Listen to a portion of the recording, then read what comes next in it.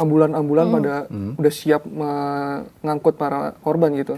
Bahkan di para masyarakat sekitar gitu ya, itu mencoba mengatur atau mengamankan jalur agar steril dari para pengendara umum yang melintas. Akhirnya di situ saya melihat, wah kerja kolektif dari masyarakat sekitar juga keren juga nih maksudnya. Di Lami waktu itu live report dari jam berapa sampai jam berapa?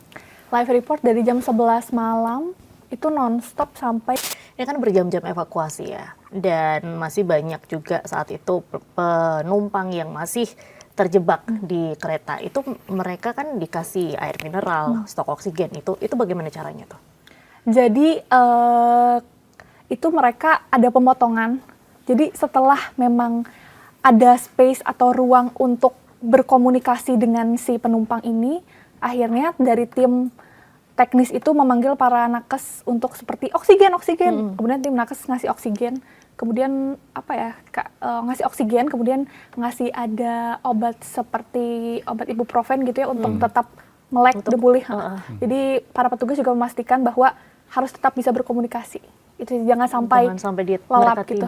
Jangan tetap tidur, pokoknya harus tetap berkomunikasi gitu. Jadi kalau ada butuh apa, kemudian dikomunikasikan ke tim medis itu sih. Jadi koordinasinya menurut saya sudah sangat berjalan dengan baik. Jadi menurut kalian koordinasi tim di lapangan untuk proses evakuasi sudah oke?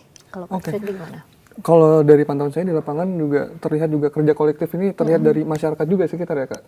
Karena masyarakat sekitar. Masyarakat sekitar karena mulai dari mungkin kalau di Lami bisa ngeliat tuh mulai dari arah akses jalan ke jalan raya ke stasiun itu justru kan banyak banget tuh ambulan-ambulan pada udah siap mengangkut para korban gitu. Bahkan di para masyarakat sekitar gitu ya, itu mencoba mengatur atau mengamankan jalur agar steril dari para pengendara umum yang melintas. Akhirnya di situ saya melihat, wah kerja kolektif dari masyarakat sekitar juga keren juga nih maksudnya. Mereka juga membantu mengarahkan ambulan, bahkan mengawal mungkin ambulan yang keluar mengangkut para korban ke rumah sakit sekitar gitu.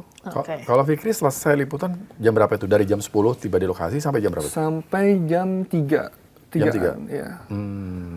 Dapat berapa artikel gitu? Banyak Mas. Banyak ya? Belum live juga. Oh live juga ya? Depan ya? Bantuin. Oh oke. Nah di tengah kondisi ini kan hektik sekali gitu ya. Kita sebagai orang lapangan juga tentunya kan juga tahu ketika kita ada di satu kondisi, ada di satu peristiwa, informasi kan pasti simpang siur nih. Gimana kalian bisa memverifikasi informasi yang kalian dapat di tengah keramaian masyarakat yang kita pasti dapat informasi ini yang benar kayak gimana gitu. Mereka ada source yang langsung kalian dapatkan? Kalau untuk verifikasi yang pertama kalau tiap datang pasti selalu ini teman media. Jadi ngerapat ke teman media, kemudian nanya informasi terkini, kemudian nanya juga tadi doorstop siapa saja, punya transkripnya atau punya recordnya nggak, biar bisa jadi verifikasi gitu ya. Kemudian setelah itu tentu meminta dari pihak pejabat seperti Dirut KAI ya untuk mengkonfirmasi, dan mereka juga sangat koordinatif sama kita. Mereka memberikan preskon tiap 2 jam sekali untuk update kondisi terkini seperti apa. Kabasarnas juga demikian, Menhub juga. Jadi kita punya data dan juga bisa bertanya secara langsung pada mereka seperti apa sih kondisi di dalam, kemudian kesulitannya seperti apa, dan jumlah korbannya ini sekarang sudah berapa, seperti itu. Oke. Kalau Fikri?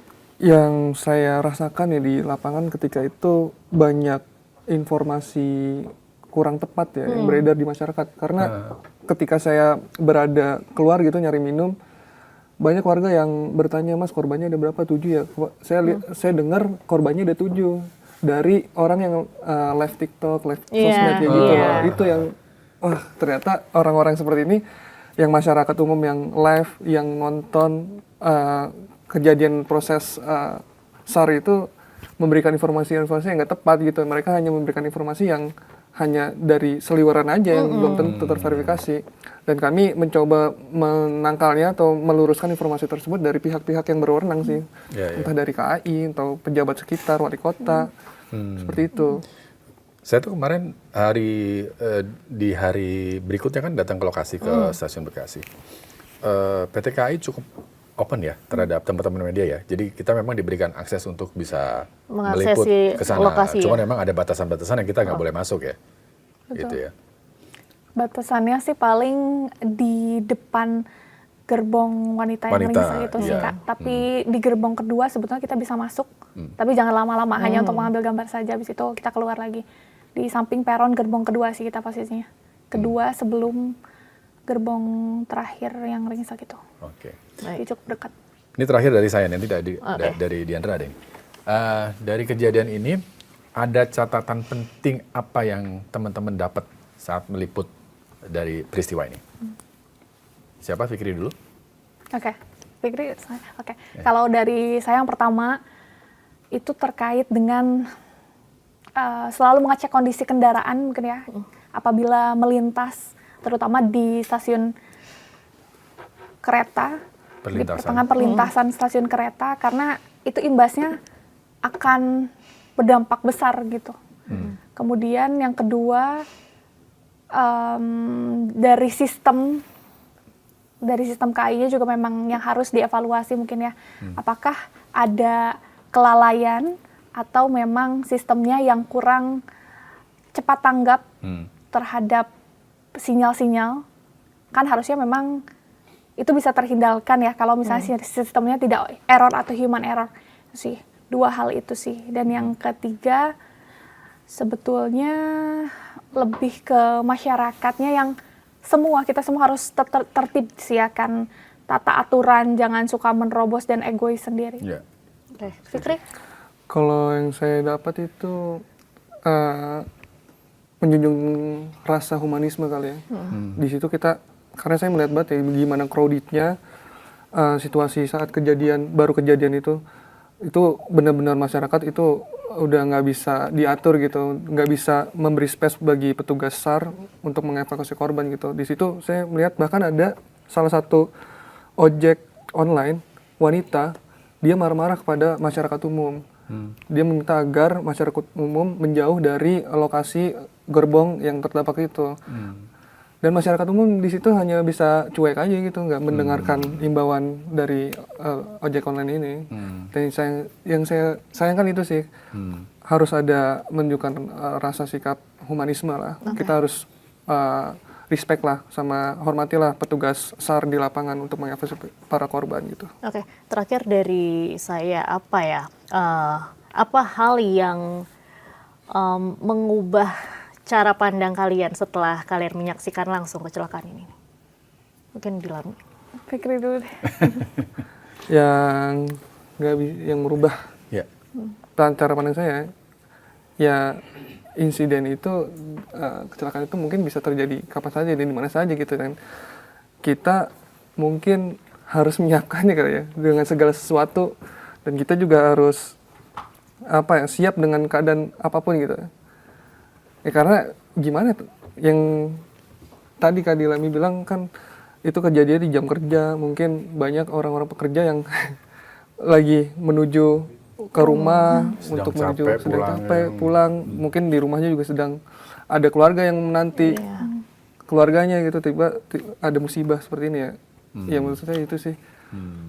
Kalau dari Dilami? Ya, mengubah cara pandang sekarang seperti harus lebih ke mawas diri, mulai dari diri sendiri untuk tertib akan sesuatu, selalu pakai helm, selalu cek kondisi kendaraan, selalu sabar, jangan marah-marah, terutama menerobos sesuatu, karena kita nggak akan tahu itu impact-nya akan sebesar apa. Ternyata yang kita lihat sebesar ini, dan banyak puluhan masyarakat, puluhan keluarga yang menangis. Bahkan kalau melihat itu kemarin sempat ada sang ayah yang menangis di atas peti di rumah sakit Polri. Itu cukup memilukan sekali. Ini dampak serius dari ketidaktertiban masyarakat. Sebisa mungkin mulai dari diri sendiri untuk bisa menjadi pahlawan, bukan untuk diri sendiri tapi untuk kebaikan sekitar juga. Itu yang berubah secara pandang saya. Yang kedua adalah tetap harus profesional dalam bekerja begitu ya. Yang saya lihat di lapangan juga semua orang, bahkan di Rut KAI pun memantau secara langsung dari pukul 9:30 sampai pukul 8 pagi saya pulang dari stasiun Bekasi itu, bahkan mungkin dia masih ada di situ, Ya. Bekasi Timur. Dia masih di situ memantau secara langsung, dan itu melihat bagaimana ternyata memang orang-orang atau petugas ini tuh mengorbankan memang 100% tenaga mereka di malam itu, dan kita pun nggak ada yang tahu ya hal ini akan terjadi. Ya. Selalu berhati-hati dimanapun kemanapun berada sih. Dan menurut saya opini gerbong pertama atau gerbong terakhir diisi laki-laki itu bukan hal yang baik, karena semua manusia, mau perempuan mau Ya. laki-laki, Nggak ada bedanya. nggak ada bedanya. Ya. Ya, Itu malah saya itu sih. bertanya cara pandang pejabat yang bilang harus memindahkan Menyampaikan gerbong itu ya. wanita itu ke tengah. Betul. Oke. Bahkan itu kan ramai di sosial media, Iya. saya sempat memposting video, kemudian banyak sekali masyarakat yang komen, lalu lantas laki-laki bagaimana kabarnya? Masa Tulang mau punggung dibuat keluarga. korbankan ya. Gitu Ya, sih, ya. yang memang mungkin pejabat juga harus merefleksikan, melihat Ya. juga kondisi masyarakat seperti apa. Naik KRL itu bukan hal yang mudah, dan Betul. Jakarta itu bukan kota yang mudah, tapi kota yang keras, apalagi buat kita-kita semua yang merantau ke Jakarta untuk bertahan hidup. Gitu. Baik. Oke, keren ya teman-teman ini ya. Iya. Waduh, masih muda-muda, masih Jurnalis-jurnalis semangat, kita jurnalis andalan kita ya. Ainus. Oke, terima kasih. Terima Semoga kasih nggak kapok banyak. kalau misalnya ada kejadian-kejadian Iya. lagi gitu ya. Kalau Diandra kalau Semoga sudah nggak di, ada ya. kalau meskipun sudah di dalam gitu kan, kadang-kadang masih ada rasa pengen nih gitu kan. Kadang ingin menyaksikan, Iya kan? tapi aku nggak mau ada peristiwa seperti ini. Nggak mau, ya tentunya. Tapi kalau misalnya aku melihat kejadian ini adalah doa hati-hati di jalan kepada orang yang tersayang tuh benar-benar doa terdalam untuk kita ingin menyaksikan bahwa orang ini selamat sampai tujuan Betul. gitu. Bukan hanya Bukan lip service hanya ya. lip service aja, Iya. tapi memang kita mendoakan seseorang yang kita sampaikan hati-hati di jalan ya, gitu. Itu memang benar-benar tulus untuk kita mau lu selamat dari Iya. di perjalanan kalian gitu. Oke. Closing statementnya adalah begini. Saya kemarin sempat telepon salah satu narasumber, salah satu pengamat transportasi kereta api. Beliau bilang begini, stasiun itu harusnya jadi tempat yang paling aman untuk penumpang dan kereta. Jadi ketika ada kecelakaan di dalam stasiun, itu ada banyak hal yang jadi pertanyaan.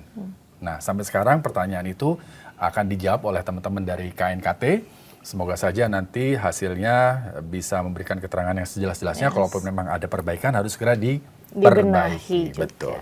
Baik, terima kasih Dilami, terima kasih Fikri sudah hadir di sini.